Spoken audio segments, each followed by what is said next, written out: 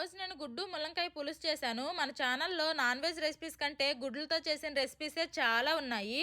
గుడ్డు పులుసు, ఎగ్ లబాబ్డాలు, గుడ్డు ఉల్లికొల ఫ్రై, గుడ్డు ముల్లంకాయ కూర, గుడ్డు పొరుటు, గుడ్డు ఎల్లిపాయ కారము, గుడ్డు ఆమ్లెట్ కర్రీ, గుడ్డు టమాటా కర్రీ, గుడ్డు చామదుంపల పులుసు, గుడ్డు కంద పులుసు, ఎగ్ బిర్యానీ, గుడ్డు బెండకాయ పులుసు, ఇలా ఒకటి కాదు రెండు కాదు 13, 14 రెసిపీస్ ఉన్నాయి.